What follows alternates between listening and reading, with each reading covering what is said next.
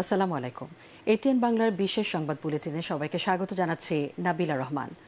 দ্বাদশ জাতীয় সংসদ বিলুপ্ত করেছেন রাষ্ট্রপতি মোহাম্মদ শাহাবুদ্দিন। তিন বাহিনী প্রধান, বিভিন্ন রাজনৈতিক দলের নেতা, সুশীল সমাজের প্রতিনিধি ও বৈষম্য বিরোধী ছাত্র আন্দোলনের সমন্বয়কদের সঙ্গে বৈঠকে এই সিদ্ধান্ত নিয়েছেন রাষ্ট্রপতি। এছাড়া বিএনপি চেয়ারপারসন বেগম খালেদা জিয়াকে মুক্তি দেওয়া হয়েছে। বঙ্গভবন থেকে পাঠানো প্রেস বিজ্ঞপ্তিতে এসব তথ্য জানানো হয়। বেশ কিছুদিন ধরে বেগম জিয়া রাজধানীর এভারকেয়ার হাসপাতালে চিকিৎসাধীন রয়েছেন। রাষ্ট্রপতির উপ প্রেস সচিবের সই করা বিজ্ঞপ্তিতে জানানো হয়, গত 1 জুলাই থেকে 5 আগস্ট পর্যন্ত বৈষম্য বিরোধী ছাত্র আন্দোলন ও বিভিন্ন মামলায় আটককৃতদের মুক্তি দেওয়া শুরু হয়েছে। ইতিমধ্যে অনেকে মুক্তি পেয়েছে বলেও জানিয়েছে বঙ্গভবন। সাবেক ডাক, টেলিযোগাযোগ ও তথ্য প্রযুক্তি প্রতিমন্ত্রী জুনায়েদ আহমেদ পলককে আটক করেছে আইন শৃঙ্খলা বাহিনী। বিকেল 3টার দিকে পলক তার ব্যক্তিগত 2জন কর্মকর্তাকে নিয়ে বিদেশে যাওয়ার সময় ঢাকার হজরত শাহজালাল আন্তর্জাতিক বিমানবন্দরে আটক হয়। পলকের 2 ব্যক্তিগত কর্মকর্তা নেপালে যেতে চেয়েছিলেন, তাদেরও বিমানবন্দর থেকে ফেরত পাঠানো হয়। বৈষম্য বিরোধী ছাত্র আন্দোলন ও গণ অভ্যুত্থানের সময় বারবার ইন্টারনেট বন্ধ এবং তা নিয়ে নানা মন্তব্য করে সমালোচনার মুখে পড়েন পলক। এদিকে সরকার পতনের পর আওয়ামী লীগের নেতারা আত্মগোপনে চলে গেছেন, কেউ কেউ দেশ ছাড়তে পেরেছেন, অনেকেই দেশ ছাড়ার জন্য চেষ্টা করছেন।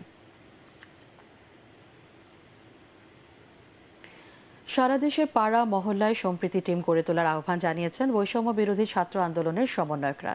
তাদের মতে, সাম্প্রদায়িক সহিংসতা ও নাশকতা ছড়িয়ে ছাত্র জনতার অর্জনকে নস্যাৎ করতে একটি মহল চক্রান্ত চালাচ্ছে। ফ্যাসিবাদ ব্যবস্থা পুরোপুরি শেষ না হওয়া পর্যন্ত বৈষম্য বিরোধী ছাত্র আন্দোলনের সংগ্রাম চলবে বলেও জানান সমন্বয়করা। বিস্তারিত জানাচ্ছেন একরামুল হক সাইম। শিক্ষা প্রতিষ্ঠান খোলার ঘোষণা এলেও ঢাকা বিশ্ববিদ্যালয়ে দেখা যায়নি সাধারণ শিক্ষা কার্যক্রম। শিক্ষার্থীতে যারা এসেছেন তারা ক্যাম্পাসে নানাভাবে ছাত্র আন্দোলনের বিজয়ের অভিব্যক্তি প্রকাশ করছিলেন। টিএসসিতে দেখা মিলল আন্দোলনের কয়েকজন সমন্বয়ককে, বলছিলেন ছাত্র জনতার জয়ের কথা। অ্যাকচুয়ালি আমাদের যে অর্জনটা সেটা কিন্তু পুরোপুরি বাস্তবায়ন হয় নাই, কারণ আমরা চেয়েছিলাম বর্তমান যে ফ্যাসিবাদী সরকার, সেই সরকারের পতন ঘটিয়ে এই ফ্যাসিজম সিস্টেমটাকে আমরা পরিবর্তন করে আমাদের স্বাধীনতার যে প্রকৃত স্বাদ, যেটা বৈষম্য বিরোধী এবং আপনাদের সাম্য মানবিক মর্যাদার যে প্রতিষ্ঠাটা এবং বিচার বিভাগের যে স্বাধীনতা সেইটা প্রতিষ্ঠা করা। আমাদের প্রস্তাবিত যে জাতীয় সরকার, সেই জাতীয় সরকার যদি গঠন করে তাহলে আমরা মনে করব যে আমাদের যে অর্জনটা সেটা কিছুটা হলেও সফল হবে। স্কুল কলেজ খুলে দিলে কোনো ধরনের শিক্ষার্থী কোনো ধরনের সহিংসতা জড়াবে না বলে আমি বিশ্বাস করি, কারণ তারা প্রত্যেকের অধিকার সম্বন্ধে সচেতন। একটা জিনিস যদি একটু ভালো করে লক্ষ্য করে দেখেন, কোটা আন্দোলন যারা যুক্ত হয়েছে এবং এই ফ্যাসিস্ট সরকারকে যারা তাদের গতিচ্যুত করেছে, তারা সবাই কিন্তু তার অধিকার সম্বন্ধে সচেতন। এবং আমি ব্যক্তিগতভাবে মনে করছি কোনো অধিকার সচেতন শিক্ষার্থী কোনো ধরনের সহিংসতা জড়াতে পারে না। আন্দোলনকে ভিন্ন খাতে নিতে সংখ্যালঘুদের উপর হামলা ও রাষ্ট্রীয় সম্পদ বিনষ্ট করা হচ্ছে জানিয়ে উদ্বেগ জানান তারা। একটা গণ অভ্যুত্থান হয়েছে, সেখানে একজন ফ্যাসিস্টের যেই পতন সেটা কিন্তু আমরা নিশ্চিত করেছি, কিন্তু যে ফ্যাসিবাদী ব্যবস্থাটা রয়ে গেছে দেশে সেটা কিন্তু আমরা এখনো পুরোপুরি বিলোপ যেই ব্যাপারটা আছে সেটা কিন্তু আমরা এখনো করতে পারিনি। তার মানে যে ফ্যাসিস্টের সাথে জড়িত যারা সুবিধাভোগী ছিল তারা কিন্তু এখনো সচেষ্ট রয়েছে এবং তারা কিন্তু তৎপর রয়েছে যে কিভাবে আমাদের একটা সাম্প্রদায়িক দাঙ্গা সৃষ্টি করা যায়, যারা সংখ্যালঘু আছে তাদের প্রতি নির্যাতন করা যায়, কিংবা অন্য রাজনৈতিক মতাবলম্বী আছে তাদের প্রতি আমরা সহানুভূতিশীল না, এইরকম একটা ফ্রেমিং কিন্তু তারা করার চেষ্টা করবে, যেহেতু তারা ফ্যাসিবাদের সুবিধাভোগী ছিল। সকলের প্রতি আমার অনুরোধ থাকবে, বৈষম্য বিরোধী ছাত্র আন্দোলনের সাথে সম্পৃক্ত সকল ছাত্র জনতার প্রতি আহ্বান থাকবে যে আপনারা প্রত্যেক পাড়ায় মহল্লায় সম্প্রীতি টিম গড়ে তুলুন এবং আমাদের যে সকল হিন্দু ভাই বোনেরা আছে তাদের সম্পদ রক্ষা করুন, তাদের মন্দিরগুলো রক্ষার দায়িত্ব নিন। আমাদের পুরো বাংলাদেশ কিন্তু এখন অরক্ষিত। সারা বাংলাদেশ দেখতে পাচ্ছি বিভিন্ন জায়গায় সহিংসতা হচ্ছে এবং আমাদের সংখ্যালঘু সম্প্রদায় তারা এবং আমাদের যে রাষ্ট্রীয় সম্পদ সেখানেও কিনপাট হচ্ছে। এদের সাথে আমাদের যারা ছাত্রছাত্রী এবং যারা জনতা আমাদের সাথে আন্দোলন করেছে তাদের বিভিন্ন সংস্থা এবং আমরা বলতে চাই, মানুষকে আহ্বান করতে চাই, আপনার সংঘবদ্ধ সকল কিছু রক্ষা করার দায়িত্ব এখন। এদিকে বৈষম্য বিরোধী ছাত্র আন্দোলনের অপর সমন্বয়ক নাহিদ ইসলাম গণমাধ্যমকে ভিডিও বার্তায় সহিংসতা প্রতিহত করতে ছাত্র সমাজের প্রতি আহ্বান জানান। একটি নতুন বাংলাদেশের আকাঙ্ক্ষা তাকে নস্যাৎ করতে বিভিন্ন শক্তি তৎপর হয়েছে এবং নানা ধরনের ষড়যন্ত্র এবং পরিকল্পনা করা হচ্ছে। আমরা মুক্তিগামী ছাত্র জনতার পক্ষ থেকে স্পষ্টভাবে বলতে চাচ্ছি যে এই বাংলাদেশকে ফ্যাসিবাদী রেজিম থেকে মুক্ত করার জন্য এবং একটি নতুন বাংলাদেশ, জনগণের বাংলাদেশ প্রতিষ্ঠার জন্য সকল ধরনের ষড়যন্ত্রকে নস্যাৎ করার জন্য, প্রতিহত করার জন্য বাংলাদেশের ছাত্র জনতা কিন্তু সদা প্রস্তুত রয়েছে। আমরা দেখতে পাচ্ছি নানান জায়গায় লুটপাট, সহিংসতা এবং সাম্প্রদায়িক হামলার মতো ন্যাক্কারজনক ঘটনা ঘটছে। আমরা এর তীব্র নিন্দা জানাচ্ছি এবং আমরা মুক্তিকামী ছাত্র জনতার প্রতি আহ্বান জানাচ্ছি যে এই ধরনের ঘটনাকে প্রতিহত করার জন্য আমাদেরকে প্রস্তুত থাকতে হবে, আমাদেরকে দায়িত্ব নিতে হবে। ইকরামুল হক সায়েম, এটিএন বাংলা, ঢাকা। বাংলাদেশের অস্থিতিশীল পরিবেশ নিয়ন্ত্রণ করতে পারবেন বলে আশা করছেন নোবেলজয়ী অর্থনীতিবিদ ডক্টর মোহাম্মদ ইউনূস। ভারতীয় সংবাদ মাধ্যম এনডিটিভিকে দেয়া এক সাক্ষাৎকারে তিনি এই আশাবাদ জানান। এই মুহূর্তে দেশে আইনের শাসন প্রতিষ্ঠা করা তার প্রথম কাজ হবে বলে জানান ডক্টর ইউনূস। বাংলাদেশে আন্দোলনকারীরা দেশ জুড়ে অরাজকতা করছে এমন প্রশ্নের জবাবে তিনি বলেন, 2024 সালে এসে নতুন করে স্বাধীনতা উপভোগ করতে গিয়ে তারা বাঁধ ভাঙা উচ্ছ্বাস প্রকাশ করেছেন। বঙ্গবন্ধুর মিউরাল ভাঙা সহ গণভবন ও সংসদ ভবনে অরাজকতার জন্য তিনি সাবেক প্রধানমন্ত্রী শেখ হাসিনাকেও দায়ী করেন। বলেন, দীর্ঘদিনের অপশাসনের কারণেই মানুষ এমন আচরণ করছে।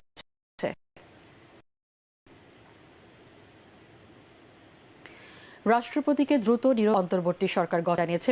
বৈঠক শেষে দলের মহাসচিব মির্জা ফখরুল ইসলাম আলমগীর অন্তর্বর্তী সরকারের অধীনে 3 মাসের মধ্যে জাতীয় নির্বাচনের দাবি জানান। গণ অভ্যুত্থানের অর্জনকে নস্যাৎ করতেই সারা দেশের বিভিন্ন প্রতিষ্ঠানে হামলা, অগ্নিসংযোগ সহ অরাজকতা করছে বলে অভিযোগ করে বিএনপি মহাসচিব কর্মী সহ দেশবাসীকে তা প্রতিরোধ করার সুস্থ হলে জনসম্মুখে আসার বিষয়ে সিদ্ধান্ত নেবে জানিয়ে তিনি বলেন, দলের পক্ষ থেকে ভারপ্রাপ্ত চেয়ারম্যান তারেক দ্রুত দেশে ফেরার অনুরোধ করা হয়েছে। মইনুল আহসানের রিপোর্ট। ছাত্র জনতার গণঅভ্যুত্থানে সরকারের পতন ও শেখ হাসিনা দেশ থেকে পালিয়ে যাওয়ার পর সবশেষ পরিস্থিতিতে নিয়ে আলোচনা সকালে বৈঠক গুলশান কার্যালয়ে সম্মেলনে সচিব ইসলাম আলমগীর বলেন, যত দ্রুত সম্ভব সংসদ বিলুপ্ত করে নিরপেক্ষ ব্যক্তিদের দিয়ে অন্তর্বর্তী সরকার গঠন করতে হবে। যেহেতু শেখ হাসিনা পদত্যাগ করে পালিয়ে গেছে, সেই কারণে এখন শেখ হাসিনার ক্যাবিনেট পুরোপুরিভাবে আপনার বিলুপ্ত হয়ে গেছে এবং এই সংসদের যেটা একটা দামি সংসদ, যেটা বিনা ভোটে নির্বাচিত, তার কোনো এখন এই মুহূর্তে কোনো কার্যকারিতা নেই। রাষ্ট্রপতির কাছে আহ্বান জানাচ্ছি, কাল বিলম্ব না করে আপনি আজকে এর মধ্যেই 24 ঘন্টা প্রায় হয়ে যাচ্ছে, দুটার মধ্যেই আপনি দয়া করে এটাকে অবিলম্বে এই পার্লামেন্টকে ভেঙে দিয়ে আপনারা একটা অন্তর্বর্তীকালীন নিরপেক্ষ সরকার গঠন করুন। অন্যথায় দেশে আবার রাজনৈতিক শূন্যতা দেখা দিতে পারে। যখনই প্রেসিডেন্ট আমাদের কাছে প্রস্তাব দেবেন আপনার এই অন্তর্বর্তী সরকারের আপনার নামের জন্য, আমরা সেই সময় তাদেরকে প্রেসিডেন্টের নাম দেবো। কারণ ছাত্রদের প্রতি আমাদের সম্পূর্ণ আস্থা আছে। প্রত্যাশা করব যে এখানে সর্বদলীয় ব্যাপারটা গুরুত্ব দেওয়া উচিত। একটি মহল দেশে অস্থিতিশীলতা, অরাজক পরিস্থিতি সৃষ্টি করে ছাত্র জনতার ঐতিহাসিক বিজয়ের অর্জনকে প্রশ্নবিদ্ধ করতে চায় জানিয়ে সবাইকে সতর্ক থাকার আহ্বান জানান মির্জা ফখরুল। ফ্যাসিবাদের যে মূল হোতা জনগণ তাকে সরিয়েছে, সে পালিয়ে গেছে, জনগণ তাকে বিতাড়িত করেছে। সেইখানে আপনার এটা একটা বড় বিজয় নিঃসন্দেহে, সেই বিজয়টাকে কনসিডারেট করতে হবে। সেই জন্যই আজকে সবচেয়ে বেশি যেটা প্রয়োজন সেটা হচ্ছে ধৈর্য, সংযম এবং পরমত সহিষ্ণুতার জন্য। ম্যাডাম প্রথম যে কথাটা বলেছেন যে সবাইকে শান্ত হতে বলো, আর এখানে এখন এমন কোনো ধরনের সিচুয়েশন তৈরি যেন না হয় যাতে অর্জিত বিজয় আবার ছিনিয়ে না নিয়ে যায় কেউ। এবং জনগণকে তিনি অ্যালার্ট থাকতে বলেছেন যে এই বিজয় যেন কেউ ছিনিয়ে নিতে না পারে। যে আজকে আপনাদের মাধ্যমে আমি এই বার্তা আমরা সারা দেশবাসীর কাছে পৌঁছে দিতে চাই যে এখন অ্যারোগেন্স, ভেঞ্জিয়েন্স এগুলোর কোনো স্থান নেই। আপনার স্থান নেই কোনো প্রতিহিংসা বা প্রতিশোধ গ্রহণের। এখন যেটা প্রয়োজন, ধৈর্যের সঙ্গে পরিস্থিতি মোকাবেলা করে জনগণকে সংহত করে আপনার এই অর্জিত স্বাধীনতাকে সংহত করা, সুসংহত করা। প্রশ্নের জবাবে দলের 2 শীর্ষ নেতা বেগম খালেদা জিয়া ও তারেক রহমানের দেশে ফেরা, রাজনীতিতে সক্রিয় হওয়া নিয়েও কথা বলেন বিএনপি মহাসচিব। তিনি অত্যন্ত অসুস্থ, আপনারা জানেন, আমরা কাল রাতেই তার সাথে দেখা করেছি, অত্যন্ত অসুস্থ। সুতরাং যখনই আপনার তিনি সুস্থ হবেন, ফিট মনে করবেন, তখন তিনি জনগণের সামনে উপস্থিত হবেন। উনি যখনই মনে করবেন নাও হি ক্যান কাম ব্যাক, আমরা অলরেডি তাকে আমাদের অনুরোধ জানিয়েছি যেন দ্রুত চলে আসেন, সেই ব্যবস্থা হবে ইনশাআল্লাহ। মির্জা ফখরুল বেশ কয়েকটি গণমাধ্যম ও সংবাদকর্মীর উপর হামলার তীব্র নিন্দা জানিয়ে গণমাধ্যম কর্মীদের দায়িত্ব পালনের পরিবেশ নিশ্চিত করতে সবার প্রতি আহ্বান জানান।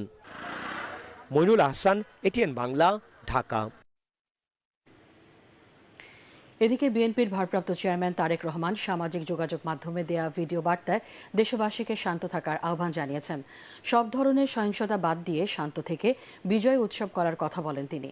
সকল ধরনের সংঘাত এড়িয়ে যাওয়ার আহ্বান জানিয়ে তারেক রহমান বলেন, দেশের কোনো সংখ্যালঘু মানুষ যাতে আক্রান্ত না হন তা নিশ্চিত করা বিএনপি নেতাকর্মী সহ সবার দায়িত্ব। বিসমিল্লাহির রহমানির রহিম। প্রিয় দেশবাসী, আসসালামু আলাইকুম। বিনা ভোটে ক্ষমতায় থাকার জন্য খুনি হাসিনা গত 15 বছরে হাজারো মানুষকে গুম, খুন, অপহরণ করেছে। হামলা চালিয়ে মিথ্যে মামলা দিয়ে লক্ষ লক্ষ মানুষকে করেছে ঘরছাড়া। রাজনৈতিক উদ্দেশ্য প্রণোদিত মামলায় হাজার হাজার মানুষকে বছরের পর বছর ধরে কারাগারেই জীবনের সোনালী সময়গুলো কাটাতে বাধ্য করেছে। খুনি হাসিনার অত্যাচার, নির্যাতনে, নিপীড়নে দেশের গণতান্ত্রিকামী মানুষ ক্ষুব্ধ, বিক্ষুব্ধ এবং এ কারণেই গণ আন্দোলনের মুখে খুনি হাসিনা পালানোর পর নির্যাতিত নিপীড়িতদের কারো কারো হয়তো আচরণে হয়তো বা ক্ষোভের মারাত্মক বহিঃপ্রকাশ ঘটেছে। প্রিয় দেশবাসী, গণহত্যাকারী খুনি হাসিনা পদত্যাগ করে পালানোর পর আমি তাৎক্ষণিকভাবে দেওয়া একটি বক্তব্যে সবার কাছে আহ্বান জানিয়ে বলেছিলাম, বিজয়ের কাছে পরাজিতরা নিরাপদ থাকলে বিজয়ের আনন্দ মহিমান্বিত হয়। তবে আমি খবর পেয়েছি দেশের কোনো কোনো জায়গায় কিছু কিছু অনাকাঙ্ক্ষিত ঘটনা ঘটেছে। এ প্রসঙ্গে আমি আবারও আপনাদের কাছে বিনীত আহ্বান রেখে বলতে চাই, ধর্মীয় কিংবা রাজনৈতিক কারণে কোনো ব্যক্তি বা গোষ্ঠীর প্রতি প্রতিশোধ কিংবা প্রতিহিংসা পরায়ণ হবেন না। বিশেষ করে সংখ্যালঘু জনগোষ্ঠী কোনোভাবেই যেন হেনস্থার শিকার না হন, সেটি নিশ্চিত করা আপনার আমাদের সবার দায়িত্ব। কোন ধর্মীয় উপাসনালয় ক্ষোভের বহিঃপ্রকাশ ঘটাবেন না। খুনি হাসিনা তার দলীয় এবং ব্যক্তি স্বার্থে রাষ্ট্র এবং সমাজে মানুষে মানুষে ঘৃণা, হিংসা, বিভেদ ছড়িয়েছে। তবে আমার বক্তব্য স্পষ্ট, কাউকে সংখ্যালঘু হিসাবে বিবেচনা করার প্রয়োজন নেই। বাংলাদেশে মুসলমান, হিন্দু, বৌদ্ধ, খ্রিস্টান, বিশ্বাসী কিংবা অবিশ্বাসী কেউ সংখ্যালঘু নন, বরং আমাদের একটি পরিচয়, আমরা সকলে বাংলাদেশী। সুতরাং ব্যক্তি হিসাবে কারো প্রতি কোনো ক্ষোভ থাকলে প্রয়োজনে আইনগত পদক্ষেপ নিন, কিন্তু দয়া করে আপনারা কেউ নিজ হাতে আইন তুলে নেবেন না। অন্যকে নিরাপদ রাখুন, নিজেকেও নিরাপদ রাখুন। নিজের মহত্ব দিয়ে প্রমাণ করুন আপনি আওয়ামী লীগ নন, বরং আপনি একজন মানুষ। প্রিয় দেশবাসী, ভাই বোনেরা, আরেকটি বিষয়ে আমি আপনাদের দৃষ্টি আকর্ষণ করতে চাই। আইন শৃঙ্খলা বাহিনীর কোন সদস্যের প্রতি কারো কোনো প্রতি ক্ষোভ থাকলেও নিজেরা প্রতিশোধ গ্রহণ করবেন না। আইন শৃঙ্খলা বাহিনী কিংবা জনপ্রশাসনের কেউ অন্যায় করে থাকলে রাষ্ট্রের প্রচলিত আইন অনুযায়ী তাদের বিরুদ্ধে ব্যবস্থা গ্রহণ করা হবে। দেশে কোনো সরকারি কিংবা বেসরকারি প্রতিষ্ঠান কিংবা বিদেশের দূতাবাসগুলো নিরাপদ রাখা আমাদের সকলের কর্তব্য, সকলের দায়িত্ব।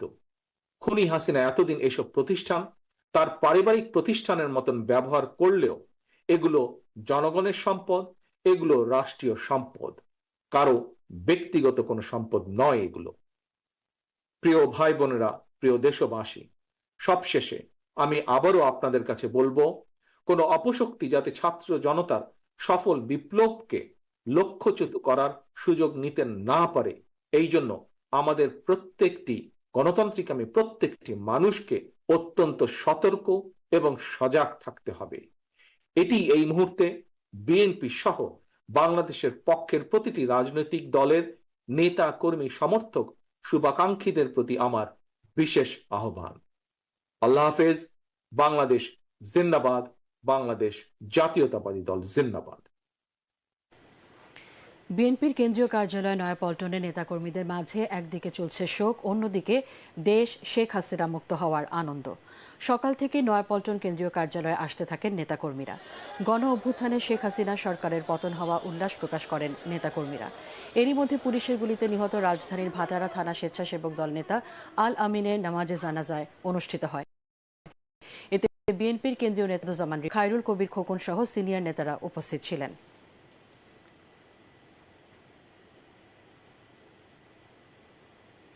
দ্রুত সময়ের মধ্যে নতুন জাতীয় নির্বাচনের দাবি জানিয়েছে জামাতে ইসলামী।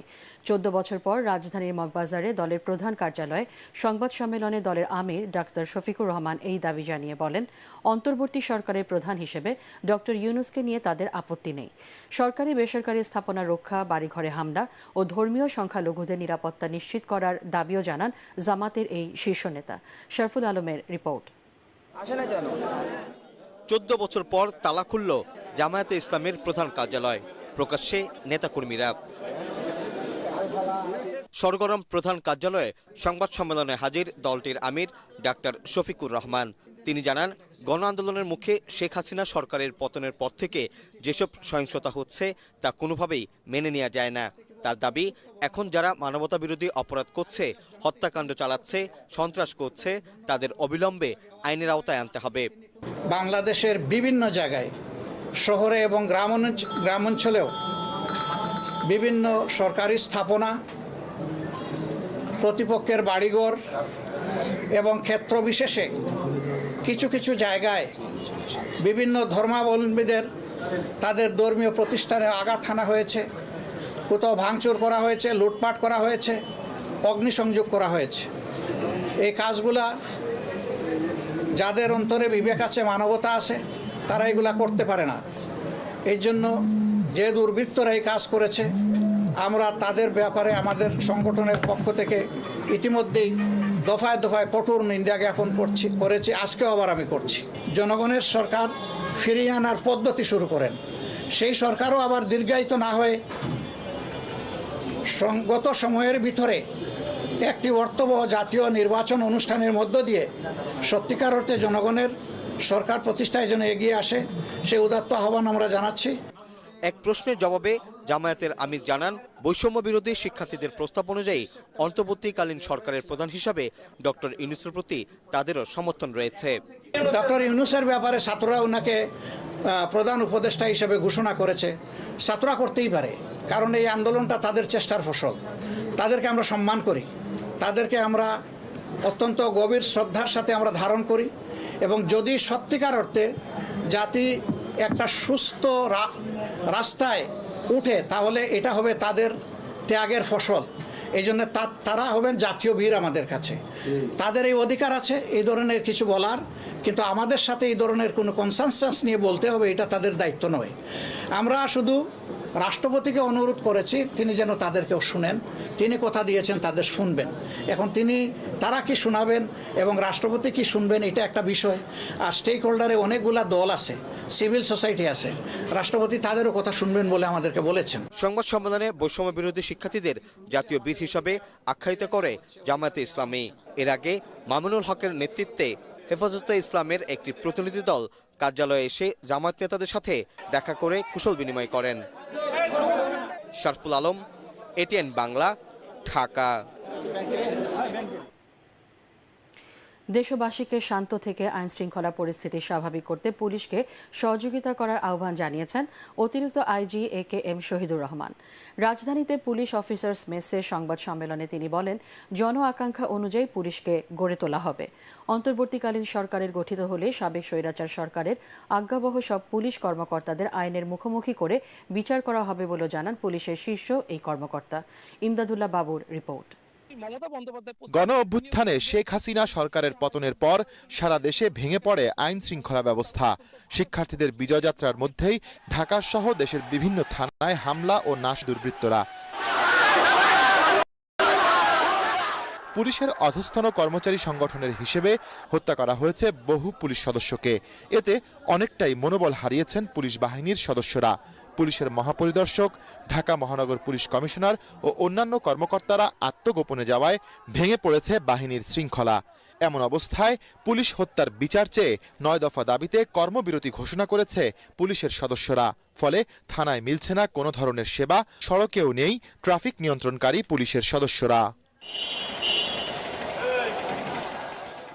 এমন পরিস্থিতিতে মঙ্গলবার ইস্কাটনে পুলিশ অফিসার্স মেসে চাকরিচ্যুত ও পুলিশের নিগৃহীত কর্মকর্তাদের সাথে নিয়ে জরুরি এই সংবাদ সম্মেলন ডাকেন পুলিশ সদর দপ্তরের সদ্য সংযুক্ত অতিরিক্ত আইজিপি AKM শহীদুর রহমান।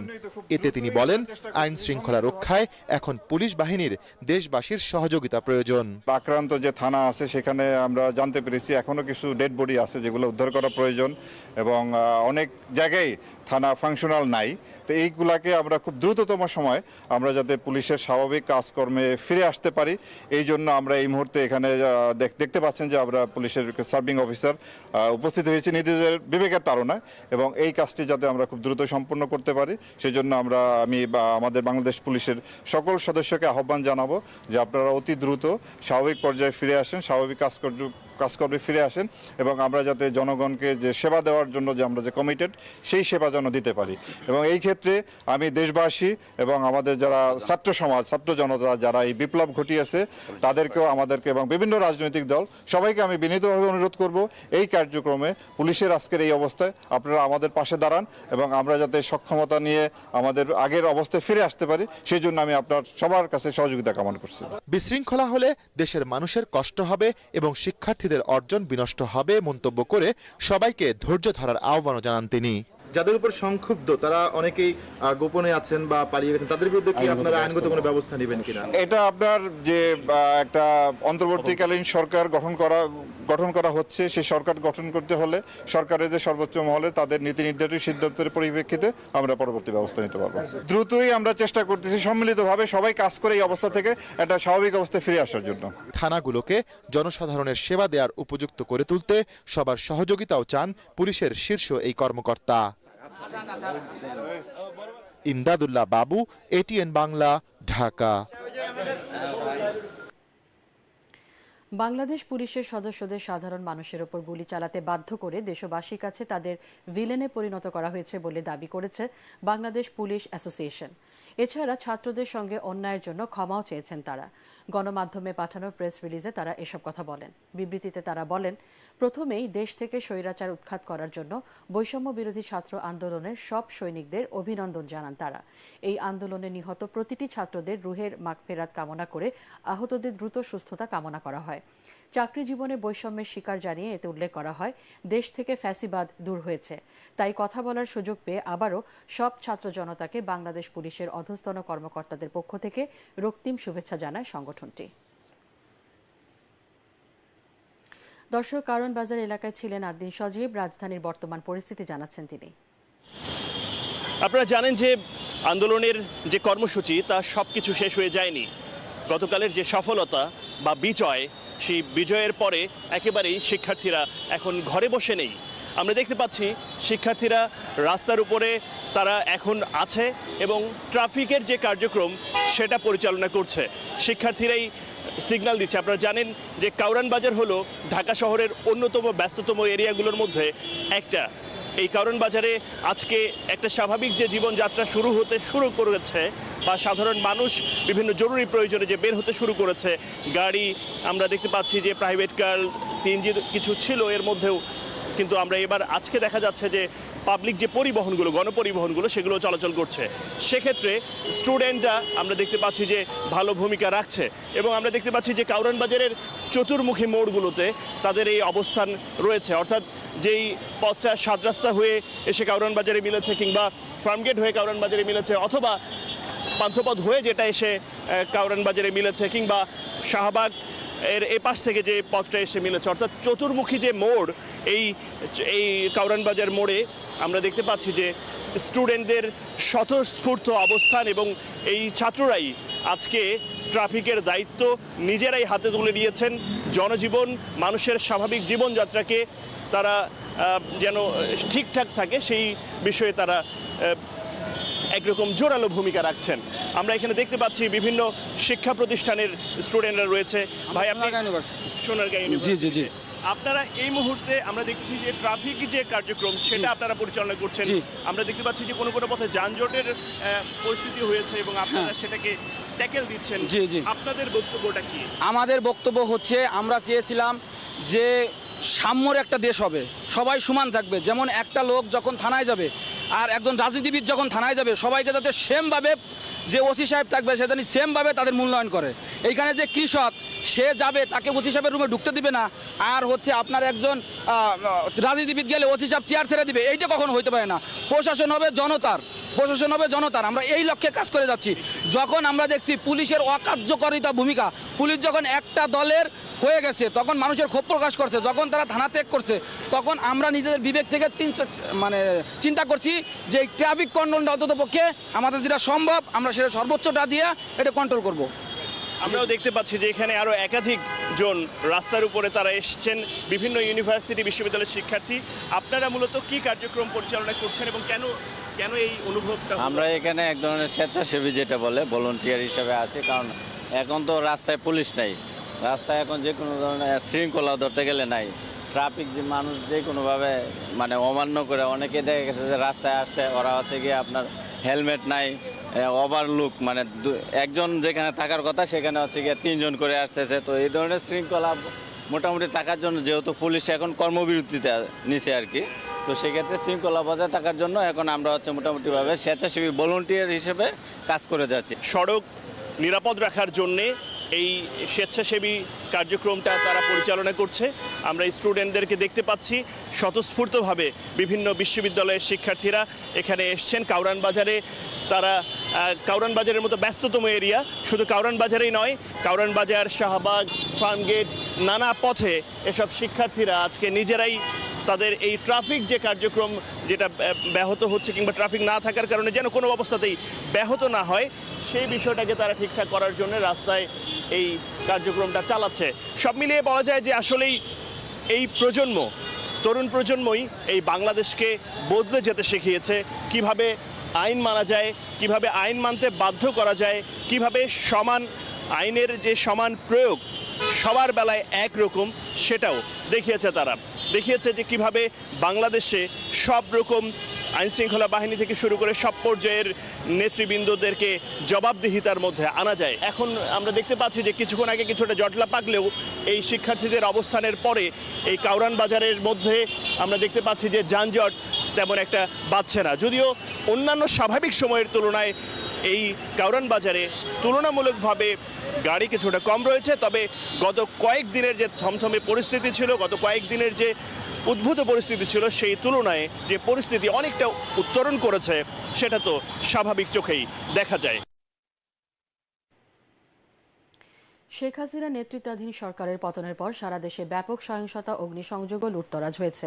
বিভিন্ন স্থানে আওয়ামী লীগের নেতাকর্মী এবং পুলিশের ওপর হামলা চালায় বিক্ষুব্ধ জনতা। পুড়িয়ে দেওয়া হয় থানা ও পুলিশ ফাঁড়ি। এসব ঘটনায় বিভিন্ন জেলা থেকে প্রাথমিকভাবে অর্ধশতাধিক নিহতের খবর পাওয়া গেছে।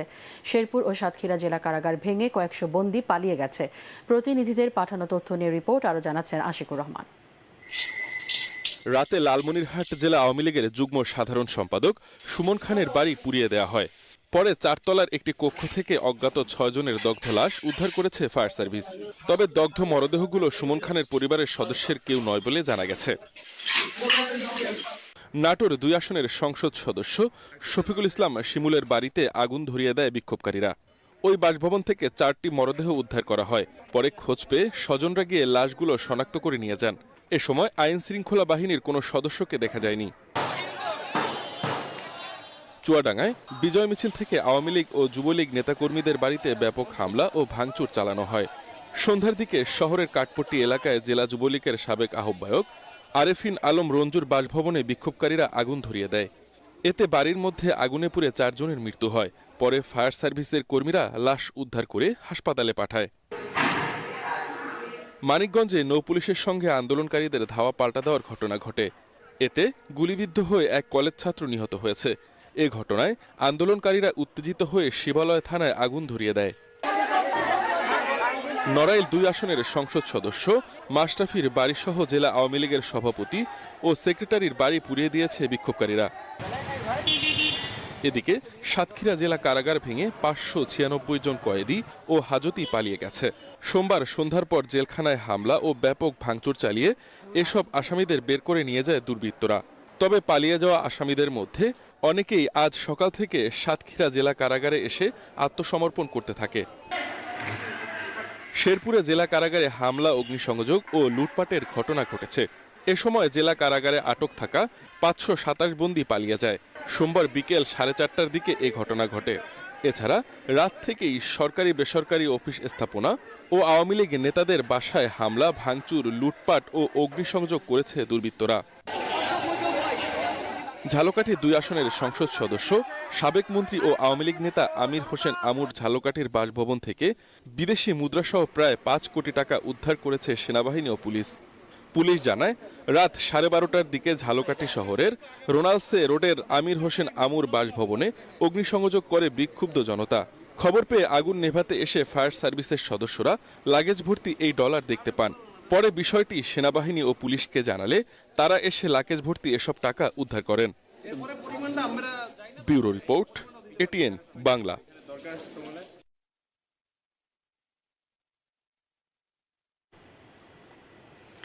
পদত্যাগ করে শেখ হাসিনা ভারতে চলে গেছেন। তিনি বর্তমানে দিল্লিতে রয়েছেন বলে ভারতীয় গণমাধ্যমকে নিশ্চিত করেছেন দেশটির পররাষ্ট্রমন্ত্রী এস জয়শঙ্কর। ভারতীয় সংবাদ সংস্থা ANI জানিয়েছে, সেখানে তার সঙ্গে কথা হয় ভারতের নিরাপত্তা উপদেষ্টা অজিত দোভালের। সঙ্গে ছিলেন আরও সামরিক কর্মকর্তারাও। পরে তাকে সেফ হাউসে নিয়ে যাওয়া হয়। ভারতীয় বিমান বাহিনী এবং অন্যান্য নিরাপত্তা সংস্থাগুলোকে শেখ হাসিনার নিরাপত্তায় মোতায়েন করা হয়েছে বলে জানিয়েছে ভারতীয় গণমাধ্যমগুলো।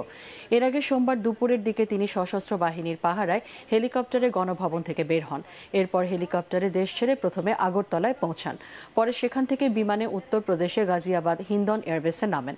বাংলাদেশ ছেড়ে লন্ডনে যেতে চাইলেও যুক্তরাজ্য থেকে এখনও সবুজ সংকেত মেলেনি। এদিকে সামাজিক যোগাযোগ মাধ্যমে শেখ হাসিনা আর কখনোই রাজনীতিতে ফিরবেন না বলে জানিয়েছেন তার ছেলে সজীব ওয়াজেদ জয়।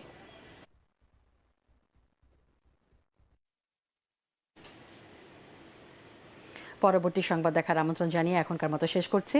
এটিএন বাংলা সংবাদ ইউটিউবে দেখতে ব্রাউজ করুন youtube/ATN Bangla News।